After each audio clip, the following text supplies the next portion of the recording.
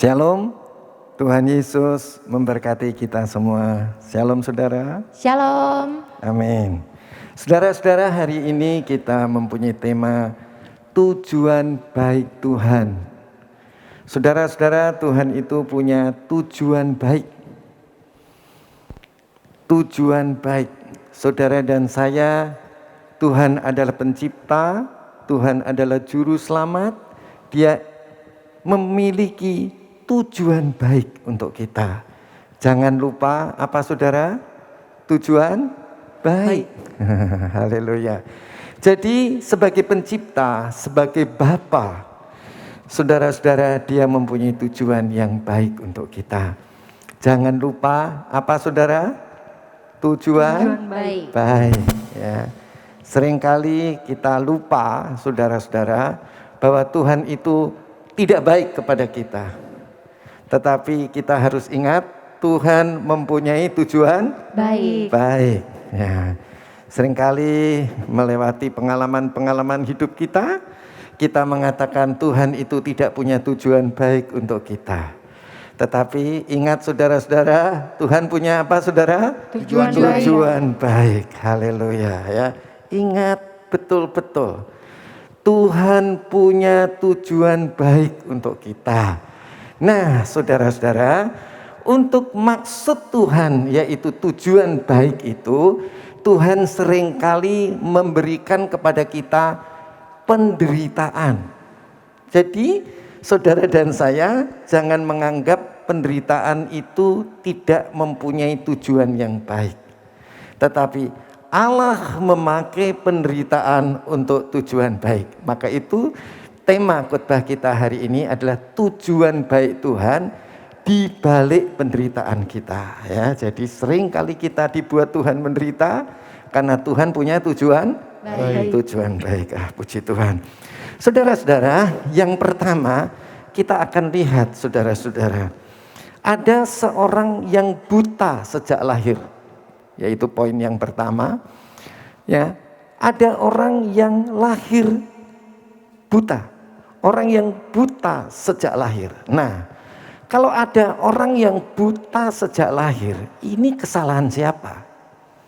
Kesalahannya orang yang buta yang sejak lahir itu, atau kesalahan orang tuanya? Enggak ada yang salah. Ya, bisa karena salah orang tuanya, bisa juga karena dirinya sendiri. Kalau dirinya sendiri lahir udah buta, salahnya di mana? Ya pasti orang tuanya, ya kan.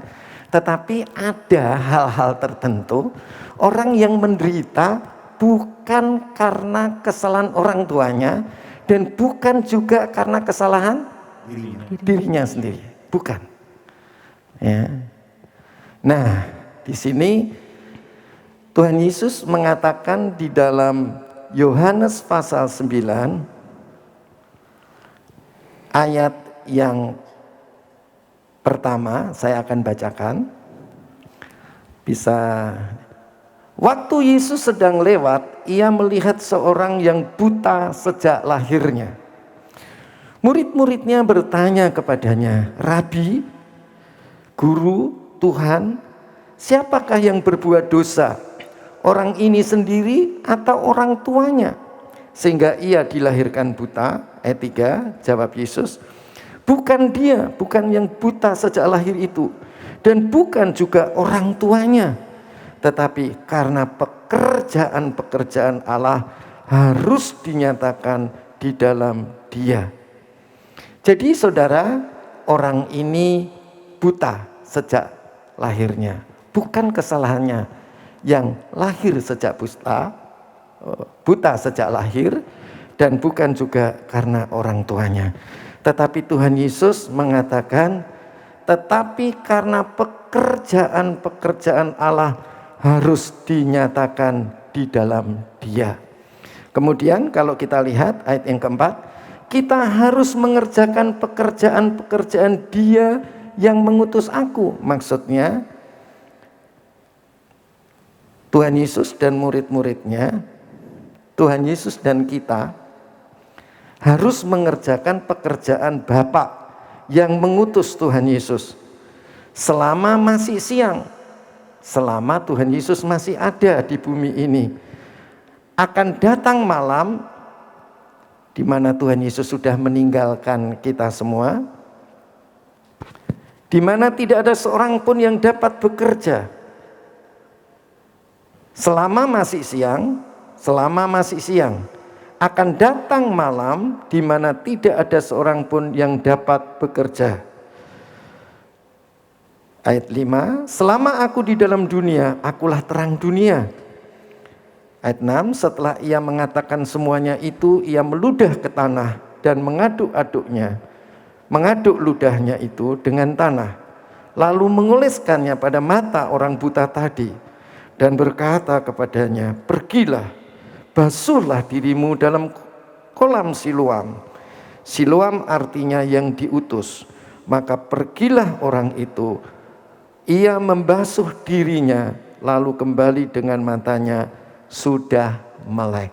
Ya, saudara-saudara, jadi Tuhan Yesus dan kita itu selama Tuhan Yesus belum datang kali yang kedua, ya saudara, sekarang Tuhan Yesus sudah meninggalkan kita semua, tetapi ini masih disebut siang, karena kita masih bisa bekerja untuk memuliakan Tuhan. Dan kita semua, Tuhan Yesus dan kita semua harus bisa membuktikan bahwa penderitaan-penderitaan yang kita alami ini adalah cara Tuhan untuk menolong kita. Ya, jadi Tuhan kepingin melalui penderitaan-penderitaan yang kita alami, kita bisa keluar dari penderitaan itu. Entahkah itu karena kesalahan kita atau bukan karena kesalahan kita. Seperti ini bukan karena kesalahannya. Tetapi saudara, kalau toh kita salah, kita harus menyelesaikan di hadapan Tuhan. Begitu kita menyelesaikan di hadapan Tuhan, apa yang terjadi saudara? Saudara dan saya akan keluar sebagai pemenang, seperti si orang buta yang lahir sejak lahirnya. Dia, saudara-saudara, mendengar dan melakukan apa yang Tuhan katakan. Dia percaya kepada Tuhan. Dia pergi ke kolam Siloam dan membasuh matanya, dan kemudian orang itu menjadi melek, menjadi celik matanya, tidak buta lagi. Saudara-saudara, seringkali di dalam kehidupan kita nggak ada salahnya. Nggak ada salahnya. Ada kadang salah kita. Tetapi saudara-saudara, seringkali di dalam kehidupan kita mengalami nggak ada salahnya. Tapi ketika tidak ada salahnya, kita mengalami penderitaan. Apa yang harus kita lakukan? Kita mesti percaya kepada Tuhan, bahwa Tuhan itu punya tujuan baik. Apa saudara? Tuhan punya tujuan baik di balik penderitaan yang kita alami. Jadi bagaimana kalau kita menghadapi penderitaan di mana kita tidak ada salahnya? Kita harus percaya bahwa Tuhan itu punya tujuan baik, walaupun di dalam penderitaan. Tuhan punya tujuan yang baik, walaupun di dalam penderitaan. Amin, saudara. Amin. Nah, jadi apa yang harus kita lakukan? Terus percaya. Dengarkan perintahnya, lakukan. Nah, saudara, pasti saudara dan saya punya pengalaman nih. Udah nggak salah, saudara, nggak salah ini, nggak salah sama sekali. Ya, seringkali dalam hidup saya nggak ngalami salah, nggak salah sama sekali. Ya, saya ditekan sedemikian rupa. Ya, saudara, baik di perusahaan yang pertama maupun di perusahaan yang kedua, saudara, saya ditekan. Tapi waktu itu kami selalu di training setahun 4 hari di puncak. Ya, waktu itu motivatornya adalah David Chia, ya, orang Singapura. Dia orang Kristen juga. Setiap malam Saudara-saudara, selesai pembinaan, saudara, kita yang orang-orang Kristen, dia mulai ngajak kita ibadah. Ya, selalu apa yang diajarkan? Pemikiran yang positif. Tuhan itu baik. Dalam penderitaan, tetap pandang Tuhan itu baik. Terus percaya kepada Dia. Apalagi saudara, dengarkan perintahnya, lakukan. Saya saudara, walaupun saya ditekan dengan manajer saya yang pertama waktu itu, saya tetap pikiran saya positif. Saya kemudian minta kepada GM saya waktu itu, Pak, saya tolong dipindahkan ke divisi lain, ke manajer dulu government, kemudian ke manajer bagian banking. Di bagian banking itu lebih sulit daripada bagian pemerintah, saudara. Nah, kita harus kerja kadang sampai pagi, jam 4 pagi pulang, jam 8 pagi sudah sampai kantor lagi. Saya kerja, sungguh-sungguh saya kerja, saudara-saudara. Akhirnya saya naik menjadi asisten manajer. Saudara-saudara, saudara tahu, saya salah dengan manajer saya yang kedua. Saya salah, saya disalahin. Gak pernah saya salah, dibenerin. Kemudian kalau saya sudah benar, dia ngapain saudara? Tetap salahin saya. Nah, apa yang terjadi saudara-saudara? Yaitu tadi, semua pekerjaan teknik diserahkan ke saya. Dia hanya pegang pekerjaan sales saja. Ya, jadi saya bisa. Jadi saudara, kalau kita menghadapi penderitaan, saudara harus tetap percaya kepada Tuhan. Saudara terus berjuang, ya. Walau jangan saudara bilang salah kok aku, bener kok disalahin. Enggak, karena kita positive thinking, ya. Itulah yang diajarkan saudara-saudara. Setahun saya di situ sampai 7 tahun dan saya dibiasakan untuk itu. Ya, teman-teman pada bilang, saya ini diperalat aja, saya diperalat aja. Enggak, saudara. Setelah saya pindah ke perusahaan lain, saudara, kemudian sama, saudara. Namanya Tuhan punya tujuan Baik. Saya ini hadapannya bukan sama manajer lagi, hadapannya sama owner. Ya, jadi saya ditekan terus, saudara. Loh, saya salah apa kok ditekan-tekan, ya kan, saudara? Jadi saudara, kalau saudara menderita, ingat Tuhan punya tujuan baik. Ya, haleluya.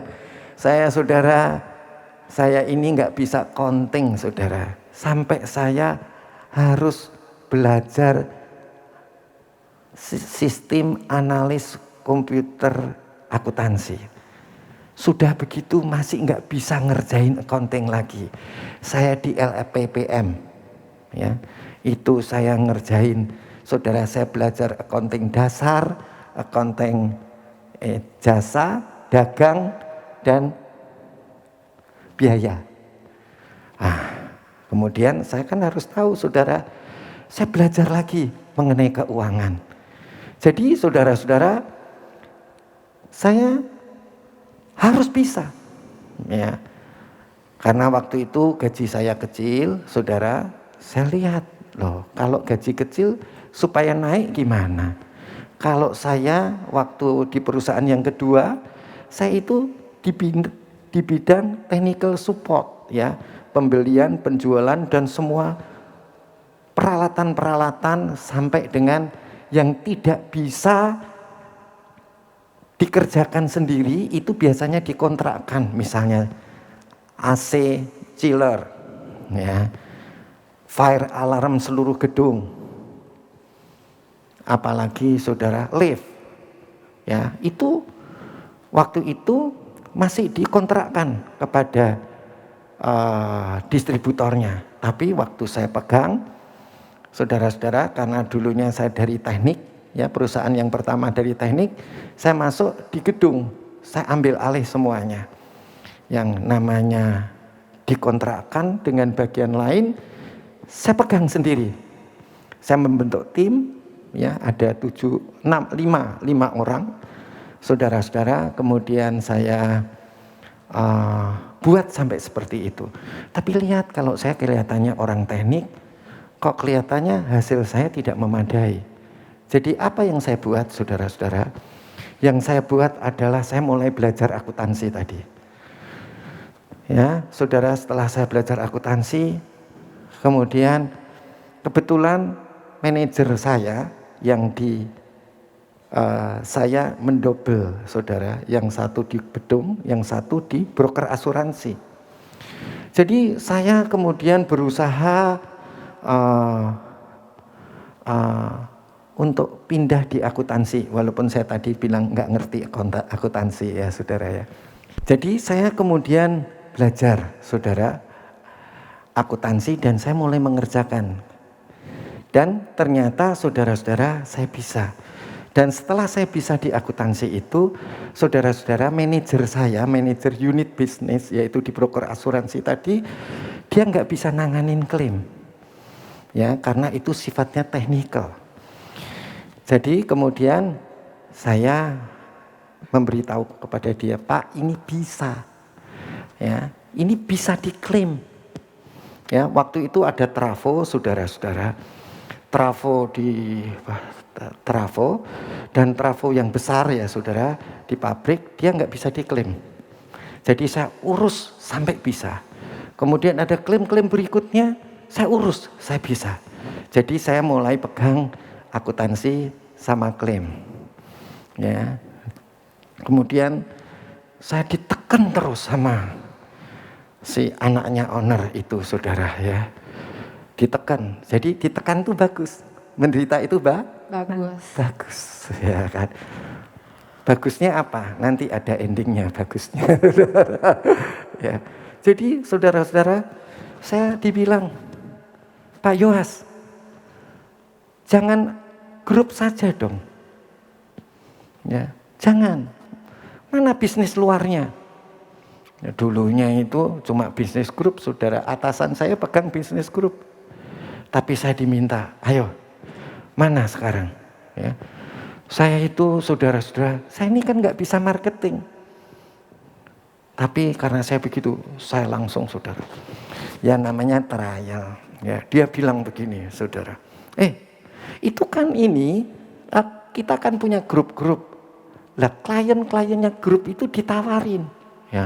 Ya karena saya kan pertama kali kerja, ya, suruh marketing, ya. Jadi saya datengin itu ke klien-kliennya grup. Dia nolak. Kita kan sudah punya asuransi, ya kan? Oh ya, asuransi dari mana, Bang? Oh oke.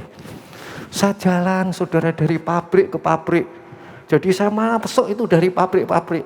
Ya, kalau ada pabriknya Tante Peggy udah saya masukin itu, kalau saya udah kenal waktu itu, misalnya begitu, ya kan. Tapi saudara-saudara, saya semua ditolak.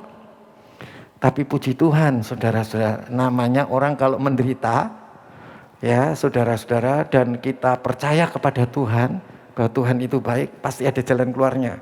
Amin. Amin, ya saudara, ya. Pasti ada jalan keluarnya. Saya masuk keluar, akhirnya saudara, saya bisa ngambil, ya saudara, grupnya Artagraha, ya, dan grupnya yang lain-lain, ya. Saya mulai bisa masuk.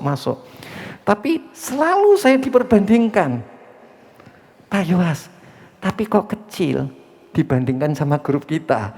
Ya pantas grup kami dulu itu terbesar di Asia Tenggara, ya kan. Saya mau ngambil segede-gedenya pabrik tekstil, ya pasti kalah, saudara-saudara. Tapi saudara-saudara, begitu saya diberhentikan, ya, saudara bisa lihat, saya pertama kali, saudara, cari itu begitu susah. Tapi dengan bekal pengalaman, ya, Tuhan itu, dan saya terus menjerit kepada Tuhan. Tuhan itu buka jalan, ya. Amin, saudara. Amin. Jadi terhadap penderitaan, saudara harus lihat baik-baik tujuan baiknya Tuhan dalam penderitaan. Jangan sekali-kali saudara berkata, kok aku menderita. Tapi apa yang saudara harus katakan? Saya tahu tujuan baik Tuhan. Amin, saudara. Amin. Saya tahu tujuan baik Tuhan. Saudara-saudara, waktu pertama kali saya membuka usaha pertama kali, saya itu di depan bersama-sama dengan karyawan di lantai 2. Enggak sengaja saya nangis, saudara, keluar air mata. Saya lari kemana, saudara? Saya lari ke lantai 3. Saya berkata sama Tuhan, Tuhan, apakah ini bisa dilanjutkan? Tuhan ngomong apa, saudara? Saya nangis, saudara, di lantai 3. Enggak ada orang yang tahu. Ya, istri saya juga enggak pernah tahu, ya kan? Saya kalau punya pergumulan, saya enggak pernah ceritakan ke orang. Kalau saya pergumulan, saya ceritakan kepada Tuhan. Tuhan ngomong apa, saudara? Apa yang kau lakukan pasti berhasil. Baik yang di farm, ya, maupun yang di broker ini akan berhasil. Ya, saudara. Jadi saya tiap hari itu nggak pernah ngantor. Ke kantor sebentar, nelpon, terus muter terus cari klien. Ya, saudara. Akhirnya ada konglomerat yang nanya sama saya, Pak Yowas, apakah grup saya sudah masuk? Belum, Bu. Dia kasih nomor telepon anaknya. Saya kasih Kalina, tapi nggak bisa masuk-masuk. Akhirnya beberapa saat kemudian saya dipanggil lagi. Pak Yowas, apakah grup saya sudah masuk? Saya bilang, belum, Bu. Oke, saya teleponnya. Akhirnya kemudian dari sekretarisnya nelpon Kalina. Oke, silakan datang. Saudara-saudara, ya, penderitaan itu baik. Amin. Amin. Karena apa? Ada tujuan baik Tuhan. Nah, saya sudah cerita. Saudara punya cerita? Banyak. Enggak banyak. Ayo silakan. Ada? Ayo silakan kalau ada. Kalau enggak ada jangan dibuat-buat. Saya cerita tanpa buat-buat. Oke, silakan. Ada? Tes. Saya ada kesaksian, Om. Ya. Lebih kencang sedikit boleh? Ya, saya ada kesaksian. Waktu dari kecil itu saya rasanya itu hidup itu tidak ada hari tanpa masalah. Jadi benar-benar rasanya dari kecil tuh tertekan banget kayaknya. Ya karena saya nggak ngerti gitu. Rasanya tiap hari itu masalah banyak banget, saya nggak bisa sebutin satu-satu gitu, berat banget, sangat tertekan sekali saya. Sampai satu ketika juga saya ngomong ke Tuhan gitu, ada mengeluhnya ke Tuhan, ya hidup kayak begini banget, banyak banget masalah kayak begini gitu.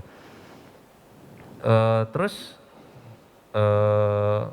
Tuhan ngomong ada maksudnya, tapi cuma hanya ada maksudnya aja gitu. Ternyata seiring waktu ya Tuhan itu tunjukin sekarang itu gara-gara masalah yang saya hadapin dari kecil gitu sampai yang paling berasa banget satu masalah yang paling berasa dalam hidup saya tuh orang tua saya dulu ya sering ada masalah lah di rumah gitu, suami istri pasti ada masalah gitu, lumayan sering masalahnya. Sampai saya memperhatikan masalahnya itu papa saya ngomong gini, mama saya ngomong begini, solusinya apa ya? Oh nggak ada solusi nih. Dulu saya mikir, waduh nggak ada solusi nih, waduh nggak ada solusi nih, waduh nggak ada solusi nih gitu. Sampai saya mikir, waduh ini kayak hidup nanti kalau saya begini, waduh nggak ada solusi nih, gitu. Saya masih nggak ngerti gitu. Ya itu Tuhan bilang seperti itu, ada maksudnya. Sampai satu ketika gara-gara saya menghadap masalah terus satu ketika saya nggak ingat, tiba-tiba Tuhan ingetin saya tuh, gara-gara masalah begitu kamu jadi kalau misalnya ada orang ada masalah kamu mengerti apa yang harus dilakukan. Oh langsung saya kaget, oh iya benar juga. Saat Tuhan ngomong gitu saya berasa gitu, oh iya orang ngomong apapun ada masalah apapun saya kurang lebih ya hampir semua ya, sebagian besar itu saya ngerti solusinya. Kurang lebih mau dari anak kecil sampai orang dewasa gitu, sampai ya saya memang belum berkeluarga, cuma kurang lebih urusan-urusan keluarga kurang lebihnya poin-poinnya saya ngerti harus ngapain. Ya, dia harus ngapain kurang lebih saya udah ngerti gitu. Saat Ya. Tuhan ingetin gitu saya langsung oh iya. Langsung kayak disingkapkan semua gitu sama Tuhan. Berarti selama ini saya bermasalah gitu dari A sampai Z rasanya banyak banget. Itu satu pelajaran buat saya ke depannya itu ada orang bermasalah atau saya bermasalah, solusinya gimana? Ya saya kurang lebih udah ngerti. Oke, karena sudah belajar dari orang yang bermasalah pasti ada jalan keluarnya. Pasti ada jalan keluar. Jadi Niko tahu kalau ada masalah baik orang lain atau masalah kita sendiri pasti ada jalan keluarnya. Ya. Amin. Puji Tuhan. Oke, saya akan lanjutkan poin yang kedua. Poin yang kedua, Tuhan menggunakan penderitaan untuk mendisiplinkan kita sebagai anak-anaknya supaya kita menghasilkan buah kebenaran. Jadi kalau ada penderitaan saudara-saudara, yang pertama pasti ada pertolongan Tuhan. Kalau kita ulet, terus percaya, terus tekun, ya pasti ada jalan keluarnya. Enggak mungkin enggak. Itu yang pertama. Yang kedua, supaya kita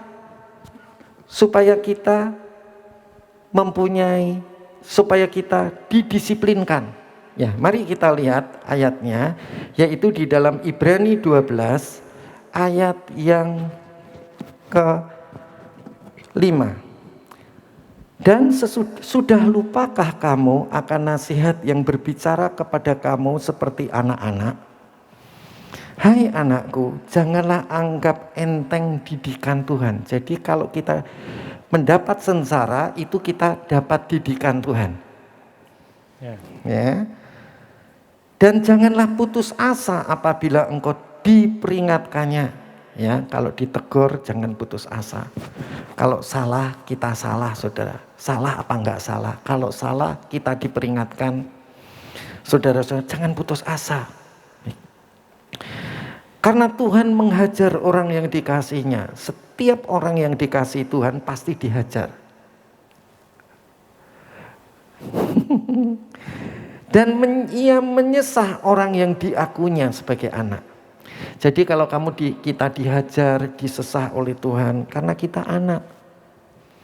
Jika kamu harus menanggung ganjaran, Allah memperlakukan kamu seperti anak. Di manakah terdapat anak yang tidak dihajar oleh ayahnya? Ya, jadi kalau saudara sengsara itu mesti praise the Lord. Praise the Lord. Praise the Lord, ya. Tetapi jikalau kamu bebas dari ganjaran, kalau kita bebas dari ganjaran yang harus diderita oleh setiap orang, maka kamu bukanlah anak, tetapi anak gampang. Saudara mesti curiga nih. Kalau saudara itu udah salah dibiarin Tuhan, itu mesti curiga. Jangan-jangan saudara ini bukan anak Tuhan. Anak pungut, anak gampang. Ya, jadi saudara, kalau kita ada salah, karena kita anak Tuhan, sedikit aja pasti dibetulin. Ya kan? Ya. Betul nggak saudara? Ya. Kita punya anak, misalnya ketemu tamu kakinya nyelimpang, kita bilang jangan. Itu salah apa enggak salah? Enggak salah. Tapi kita sebagai orang tua supaya anak kita sempurna, ya kan? Misalnya kita punya anak, lu, ini gue, lu gimana lu? Kalau kita punya anak begitu, dibetulin nggak mulutnya? Iya. Jangan begitu nak, jangan bilang lalu, nanti angin berlalu. Ya, jadi itu anak. Tapi kalau anak tetangga, lalu ya sudah biarin, wong namanya anak tetangga. Ya, kita tidak membutuhkan dia, karena dia bukan anak kita. Yang penting anak kita, betul nggak saudara? Betul. Nah, ya kan? Ayat 9, selanjutnya dari ayah kita yang sebenarnya kita beroleh ganjaran dan mereka kita hormati. Kalau demikian, bukankah kita harus lebih taat kepada Bapa segala roh? Ya, kalau Bapak kita yang dunia aja kita harus hormati, apalagi Bapak kita yang di surga. Harus, kalau demikian bukankah kita harus taat kepada Bapa segala roh, yaitu Bapa kita yang di surga, supaya kita boleh hidup yang kekal. Ayat 10, sebab mereka mendidik kita dalam waktu yang pendek, seumur hidup kita saja, sesuai dengan apa yang mereka anggap baik. Tetapi Dia, Allah menghajar kita untuk kebaikan kita, supaya kita beroleh bagian dalam kekudusannya. Ya, jadi supaya kita kudus. Ayat 11, apa yang dimaksud kudus? Kudus itu beda sama orang lain.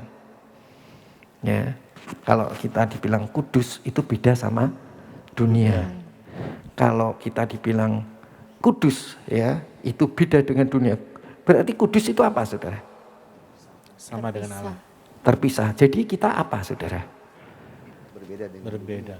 Ya, berbeda dengan dunia itu apa? Benar. Ya, coba lihat. Memang tiap-tiap ganjaran pada waktu ia diberikan tidak mendatangkan sukacita, tapi duka cita. Tetapi kemudian menghasilkan buah kebenaran. Jadi kudus itu benar, saudara. Ya.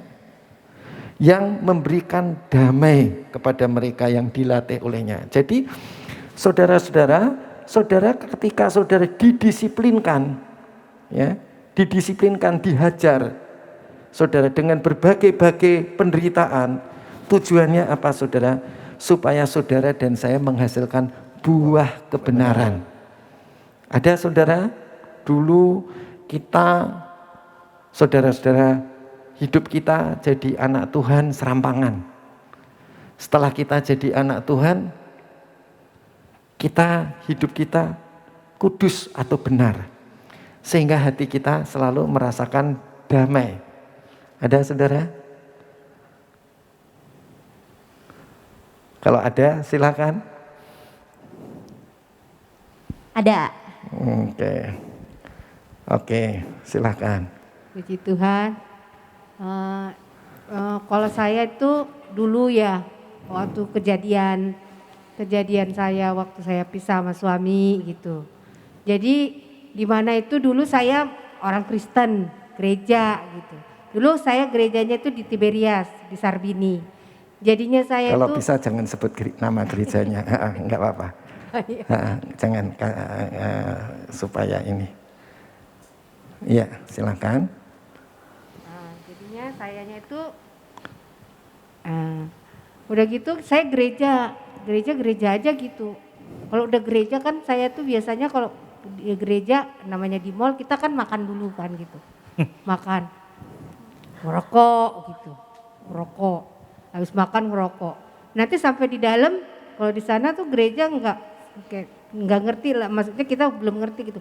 Ya kita beli breptok, ntar masuk makan di dalam gitu. Nah, melalui peristiwa saya ini gitu, akhirnya kejadian lah kayak gini. Akhirnya saya nggak lari. Terus saya memang dulu saya pelayanan juga ya di Grogol. Jadi saya tuh ngerti, saya waktu dulu tuh saya sering doa gitu. Jadi pas lagi saya ada teman namanya pokoknya orang Alfa ini beli pempek gitu. Dia bilang, saya tanya, di mana ya di sini doa pagi ya? Saya bilang gitu. Oh ada tuh di Alfa, di deket ini nih. Akhirnya saya carilah sini, akhirnya saya dapet di sini. Melalui penderitaan saya, pokoknya parah banget ya penderitaan saya tuh. Sampai tempat tinggal, lari sana, lari sini. Saya pernah itu ngontrak 900 tuh 3 petak sendirian. Karena anak saya tempat temannya di Binus gitu. Akhirnya saya melalui penderitaan tuh, saya tuh mengertinya saya di sini. Roh Kudus itu apa? Saya nggak ngerti itu Roh Kudus itu apa gitu. Memang saya udah bahasa roh dulu waktu pelayanan tapi nggak seperti di sini banyak pelajaran gitu ya. Akhirnya puji Tuhan saya dibenerin. Puji Tuhan akhirnya saya kumpul sama suami. Jadi saya ngerti udah sama suami dulu sifat saya kan dulu tukang ngerengek gitu. Dia ngomongin apa nangis. Dia ngomongin apa.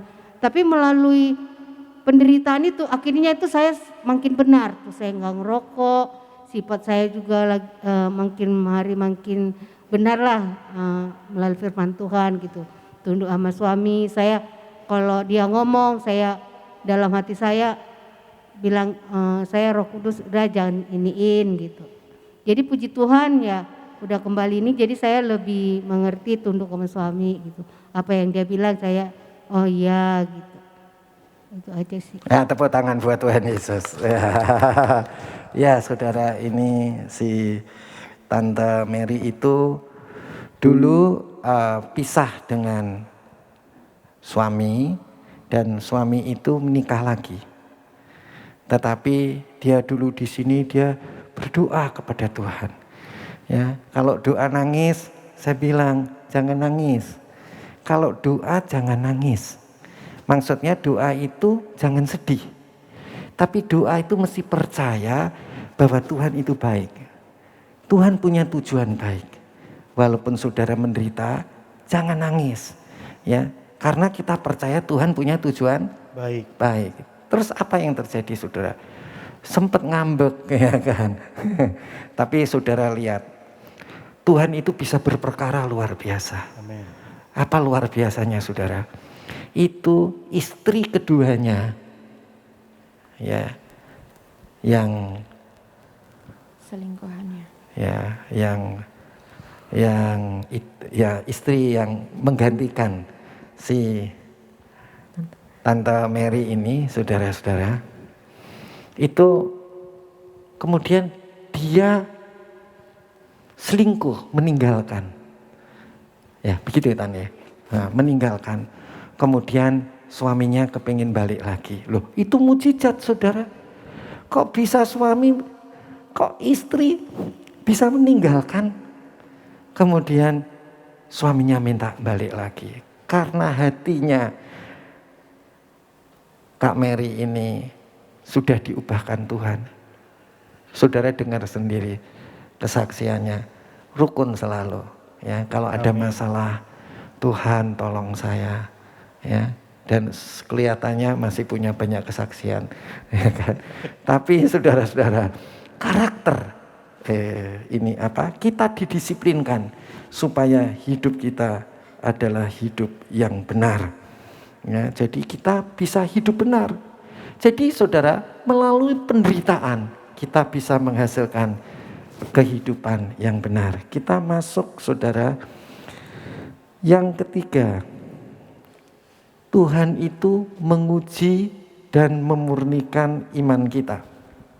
Melalui penderitaan, iman kita itu diuji. Melalui penderitaan, iman kita itu dimurnikan. Mari kita lihat Ayub 23 ayat yang ke-10.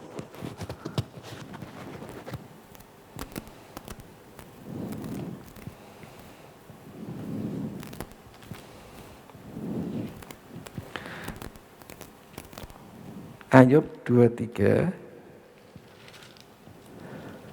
ayat yang ke-10. Ya, begini. Jadi Tuhan itu kepingin nguji iman kita, diri kita. Iman kita itu seperti dibakar seperti emas yang murni. Ya. Jadi penderitaan itu untuk apa saudara? Penderitaan itu api. Untuk membakar kita, apakah iman kita itu seperti emas yang murni atau tidak. Ya, jadi kalau sama penderitaan jangan nangis ya saudara. Kalau menderita harus apa? Memuji itu Tuhan, terima kasih Engkau punya tujuan yang baik kepada saya. Ingat saudara, Tuhan ingin memurnikan kita. Ya, iman kita ingin dimurnikan Tuhan. Ya, oke. Mari kita lihat ayat 10. Karena ia tahu jalan hidupku. Ini kata Ayub. Wah, Ayub itu sengsaranya setengah mati, saudara. Rumahnya habis. Hartanya habis. Anak-anaknya habis. Hewan ternaknya. Ya, kekayaan hewan ternaknya habis. Kesehatannya juga habis. cuma nyawanya yang enggak. Itu, aduh saudara, udah pernah begitu? Belum. Waduh, jangan Jangan saudara. sampai. Jangan Sampai. Tapi kalau itu terjadi, apa yang harus kita lakukan? Puji Tetap Tuhan, puji Tuhan. Iya, Tetap percaya. kita harus percaya bahwa Tuhan punya tujuan yang baik. baik. Banyak orang Kristen yang nggak mau menderita. Ya, namanya tidak mau diuji. Murni nggak kita ini? Ya, oke. Jadi anak Tuhan selalu kita harus bilang Tuhan tujuanmu baik dalam kesukaan maupun dalam penderitaan. Lihat, saudara-saudara, tadi dikatakan bahwa saudara akan menghasilkan kebenaran, kekudusan dan kebenaran yang sekarang saudara-saudara menguji iman kita.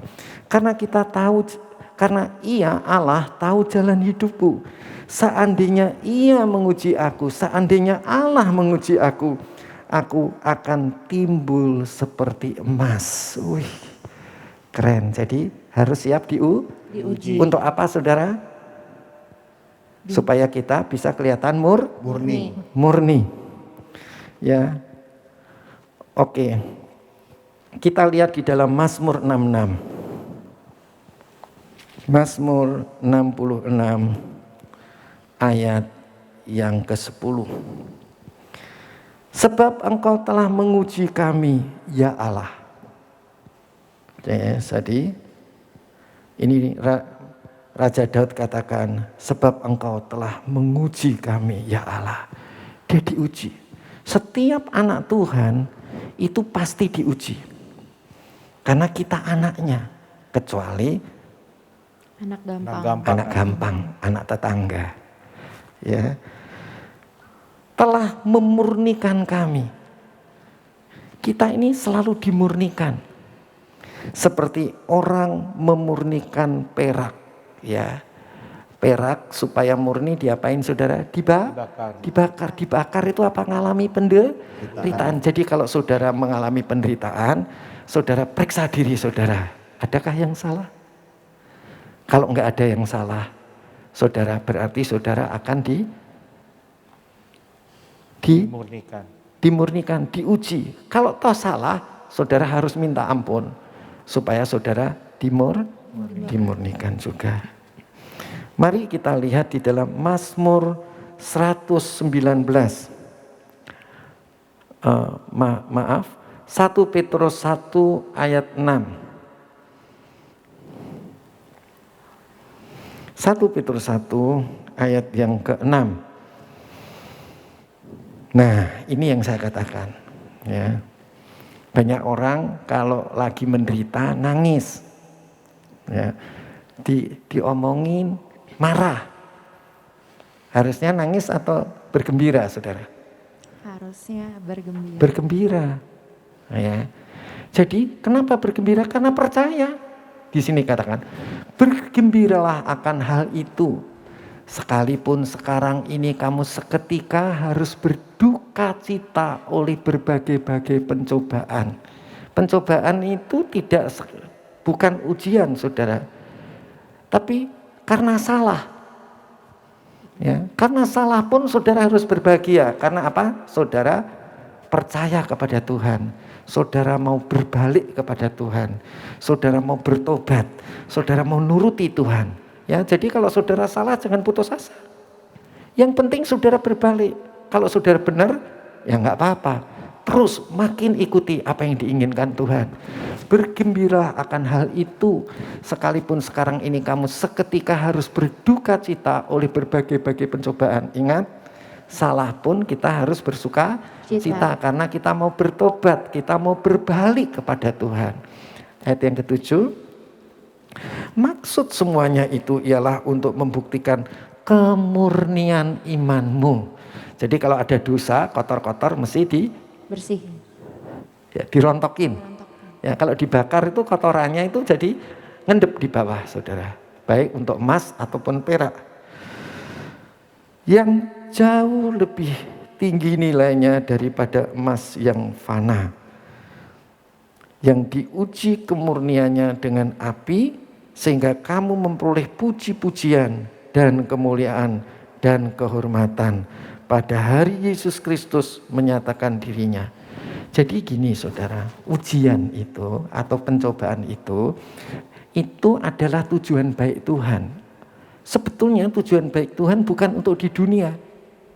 Nanti kalau Tuhan Yesus sudah datang di awan-awan, ya, di situ dikatakan engkau akan memperoleh puji-pujian, kemuliaan dan kehormatan pada hari Yesus Kristus menyatakan dirinya.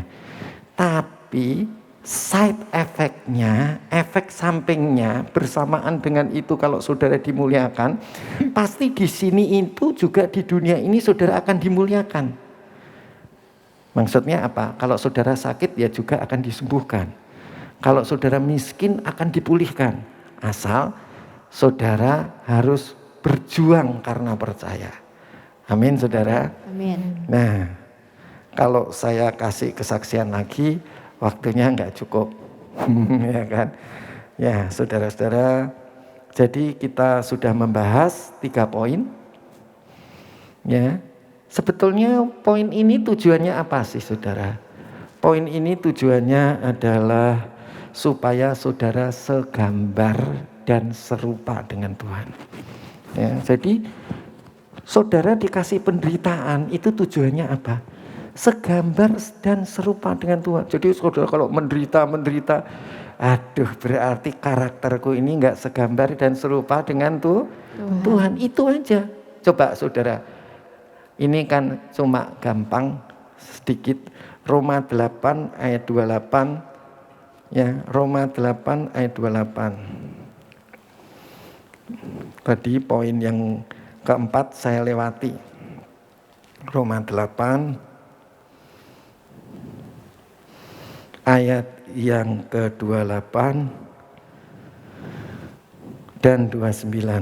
Nah, ingat saudara, Tuhan itu bekerja untuk mendatangkan kebaikan pada kita, ya.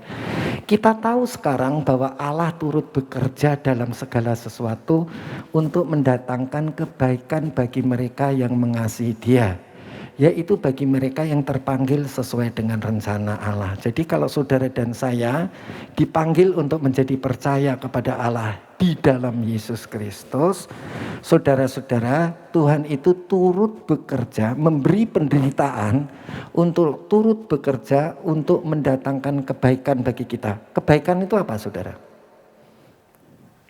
Siapa yang bisa bantu saya? Kebaikan itu apa? Kebaikan itu bukan sehat harta. Bukan sehat, bukan harta.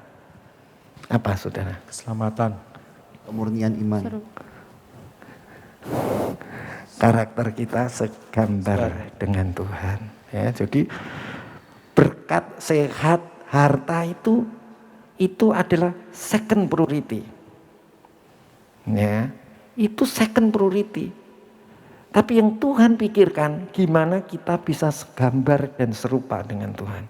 Jadi kalau saudara mengalami penderitaan, mulai scan. Jangan kertas aja yang di-scan, file aja yang di-scan, ya. Kita scan badan kita. Apakah kita segambar dan serupa dengan Tuhan? Ya. Coba saudara lanjutkan ayat 29. Lebih jelas. Sebab semua orang yang dipilihnya dari semula, mereka ditentukannya dari semula untuk menjadi serupa dengan gambaran anaknya. Jadi penderitaan mesti kita scan, sudah enggak kita serupa dengan Tuhan. Tapi kalau kita enggak serupa sama Tuhan, dibiarin terus, artinya anak Gampang. anak gampang namanya, saudara, ya. Supaya ia anaknya, yaitu Tuhan Yesus itu menjadi yang sulung di antara banyak saudaranya. Jadi Bapak itu ngasih penderitaan kita, dia kepenginnya jelas kita itu segambar dan serupa dengan Tuhan. Apanya? Karakter kita, ya. Jadi yang poin 4 itu kita sudah lewati tadi. Harusnya ngelewat poin 4, yaitu Tuhan menggunakan penderitaan untuk menghasilkan ketekunan dan karakter yang saleh. Nanti kita bahas di sore hari sambil lanjutannya di Sore hari. Sore hari yaitu poin 6, 7, 8, 9 dan 10 ya. Oke, mari kita tutup di dalam doa. Kita katakan haleluya Bapa, haleluya. Kita sudah tahu tujuan Tuhan.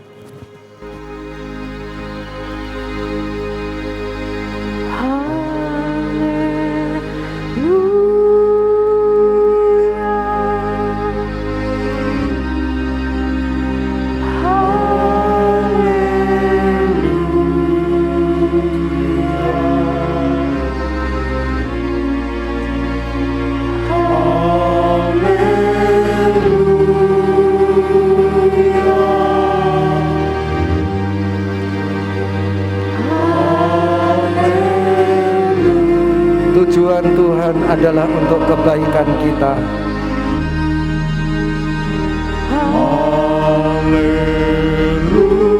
Supaya kita menjadi segambar dan serupa dengan Dia.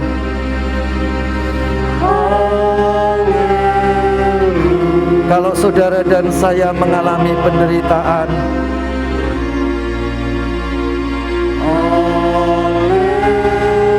itu adalah tujuan baik Tuhan.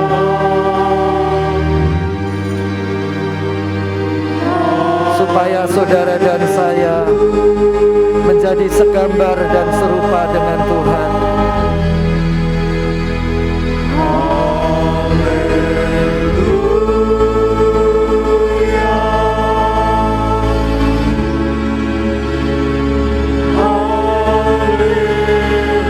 Ucapkan syukur kepada Tuhan. Mari kita bangkit berdiri. Angkat kedua tanganmu ke surga. Ucapkan kepada Tuhan,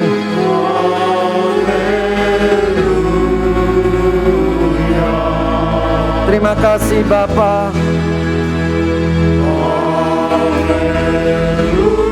atas penderitaan yang Engkau izinkan terjadi dalam hidup kami. Engkau punya tujuan yang baik untuk kami Tuhan, supaya kami segambar dan serupa dengan Tuhan.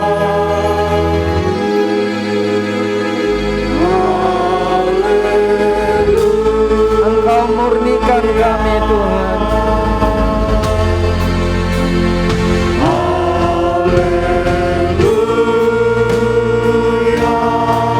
Haleluya.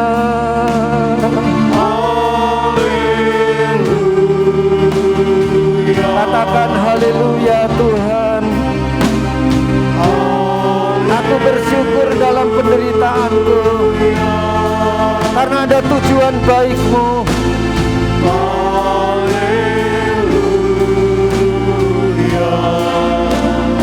Supaya kami segambar dan serupa dengan Tuhan.